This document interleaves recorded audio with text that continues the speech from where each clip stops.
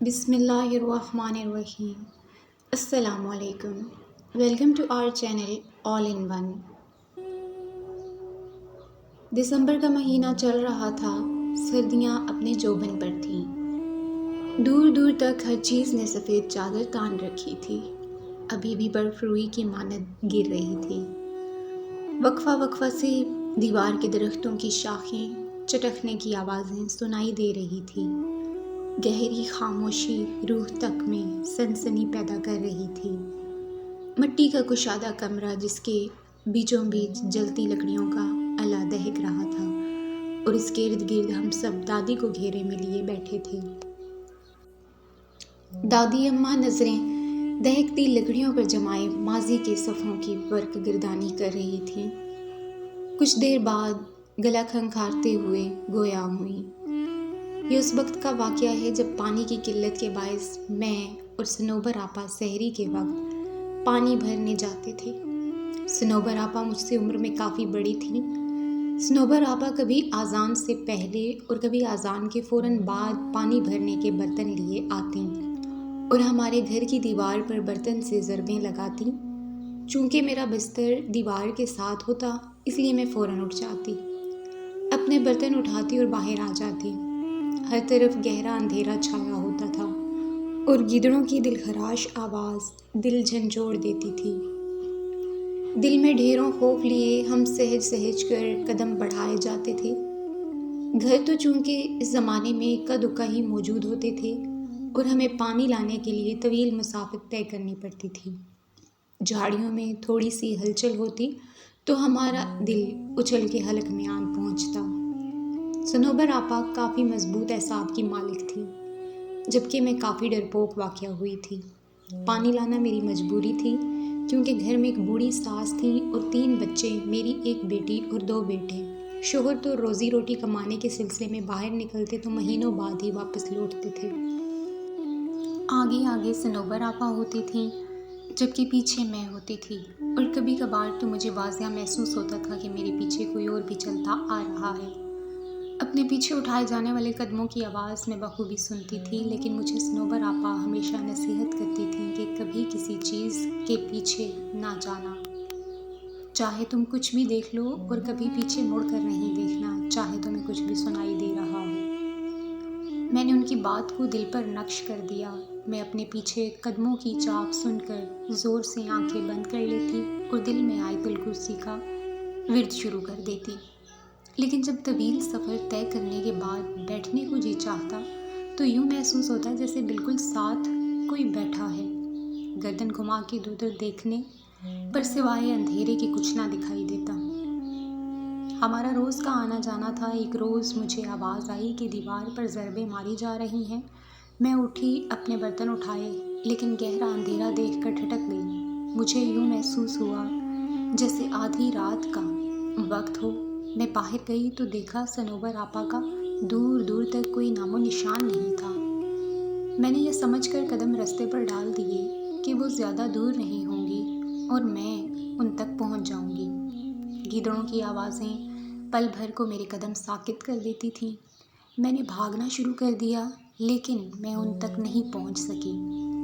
بگڑے تنفس کے ساتھ میں نے مسافت طے کی اور جائے وقوع پہنچ کر میرے اندر تک سنسنی دوڑ گئی۔ صنوبر آپا وہاں موجود نہیں تھی۔ میں تھوڑا اوپر کھڑی تھی اور نیچے دیکھا جہاں پانی کا کنواں تھا۔ ایسا محسوس ہو رہا تھا کہ کوئی پانی کے ڈول یکے بعد دیگرے اپنے اوپر بہا رہا ہو۔ میں نے نیچے جانا ضروری نہ سمجھا اور پانی کا ڈول الٹا کر اس پر بیٹھ گئی، لیکن تھوڑی دیر بعد بیٹھنے کے بھی پانی کی آواز بدستور آ رہی تھی۔ مجھے عجیب و غریب خیالات آ رہے تھے اور پانی کی آواز سے عجیب سا خوف محسوس ہو رہا تھا۔ اپنے پیچھے کسی کو محسوس کیا تو میرے جسم پر کپکپی طاری ہو گئی۔ میں نے لرزتے ہوئے پیچھے مڑ کر دیکھا تو کسی کا نام و نشان بھی نہ تھا۔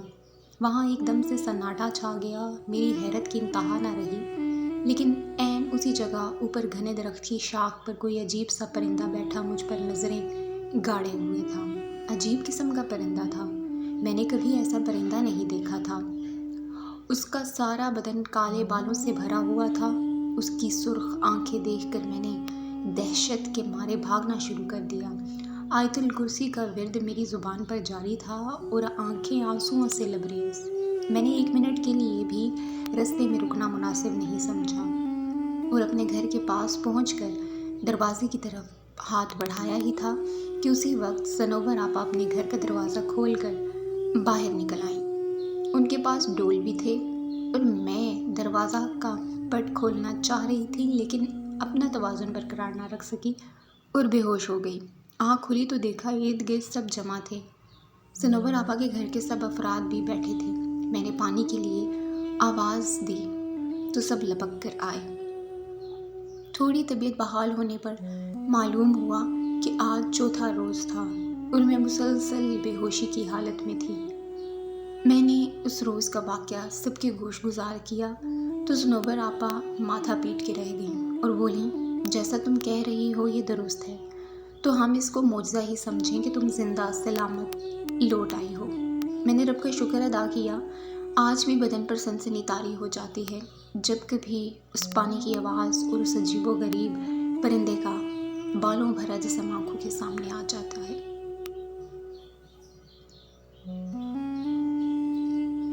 اس کے ساتھ ہی بڑھتے ہیں اگلی کہانی کی طرف جو کہ بند کمرہ ہے۔ یہ آج سے تقریباً 30 سال پہلے کا واقعہ ہے جو میرے ساتھ پیش آیا تھا۔ میں اپنی نوکری کے لیے سکھر آیا تھا۔ یہاں میرے ماموں رہتے تھے تو کچھ دن میں ان کے گھر ٹھہر گیا کہ جب تک کہیں اور میرا رہنے کا بندوبست نہیں ہو جاتا۔ ماموں جان کے گھر میں کئی سالوں کے بعد آیا تھا۔ بچپن میں کبھی اماں جان کے ساتھ آیا کرتا تھا۔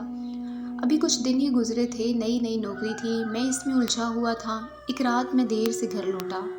کھانا کھا کر میں اپنے کمرے کی جانب بڑھا تو مجھے ایسا محسوس ہوا کوئی اوپر کی جانب گیا ہو۔ میرا کمرہ زینے کے سامنے تھا اور اوپر ایک کمرہ تھا جو بند پڑا تھا۔ ماموں نے مجھے پہلے دن ہی وہاں جانے سے منع کیا تھا، کیوں یہ نہیں بتایا تھا۔ میں نے بھی زیادہ نہ پوچھا، مگر اس وقت کون گیا ہوگا وہاں یہ سوچ کر میں اوپر چلا گیا۔ کمرے کے باہر پہنچا تھا کہ اندر سے مجھے کسی کے ہنسنے کی آواز آئی۔ دل بری طرح دھڑکا۔ فطری تجسس کے باعث میں نے دروازہ کھولا۔ اندر کوئی بھی نہیں تھا۔ میں نے نظر گھما کر چاروں جانب دیکھا۔ کمرہ عرصہ بند رہنے کی وجہ سے گردآلود ہو رہا تھا۔ آوازوں کو اپنا وہم جان کر میں پلٹنے ہی لگا تھا کہ میری ممانی نے مجھے پیچھے سے پکارا۔ میں نے چونک کر دیکھا۔ مجھے حیرت بھی ہوئی کہ وہ کبھی سیڑھیاں نہیں چڑھتی پھر اوپر، مگر انہوں نے کہا کہ مجھے اوپر آتے دیکھا تو میرے پیچھے چلی آئیں۔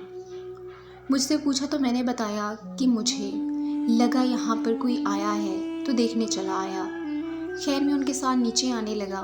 ابھی 2-3 سیڑھیاں ہی اترے ہوں گے کہ مجھے محسوس ہوا کہ کوئی میرے پیچھے پھر ہنسا ہو، مگر وہاں تو ممانی تھی۔ میں نے ڈرتے ڈرتے اپنی گردن گھمائی اور میرے ہوش اڑ گئے۔ میرے پیچھے ممانی کے بجائے ایک جھلسے ہوئے چہرے والی لڑکی کھڑی تھی جس کی آنکھیں سرخ تھیں۔ خوف سے میں سیڑھیوں سے نیچے گر پڑا۔ وہ آہستہ آہستہ میرے پاس آ رہی تھی۔ میری آواز حلق میں ہی رہ گئی تھی۔ بمشکل میں چیخا تو میری آواز پر ممانی اور ماموں اپنے کمرے سے بھاگے آئے۔ میری حالت بہت غیر ہو چکی تھی۔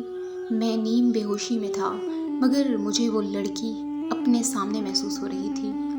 ماموں شاید سمجھ چکے تھے کہ مجھے کیا ہوا ہے۔ انہوں نے مجھ پر دم کیا اور اپنے کمرے میں لے گئے۔ کچھ دن بعد جا کر میری حالت بہتر ہوئی۔ میں نے اس رات کا تمام حال کہہ سنایا تو ماموں نے بتایا کہ اوپر بند کمرے میں آسیب ہیں، اس لیے وہاں کوئی نہیں جاتا، مگر وہ کسی کو نقصان نہیں پہنچاتے۔ تم نے شاید وہ دروازہ کھولا ہوگا، اس لیے تمہارے ساتھ ایسا ہوا ہے۔ اس کے بعد میں جتنا وقت بھی ان کے گھر رہا کبھی زینے کے پاس بھی کھڑا نہیں ہوا۔ Thanks for watching this video. Video اچھی لگی ہے تو لائک کر لیں اور شیئر بھی کیجیے اور اپنی قیمتی رائے کا اظہار کمنٹ سیکشن میں لازمی کیجیے۔ دعاؤں میں یاد رکھیے۔ اللہ نگہبان۔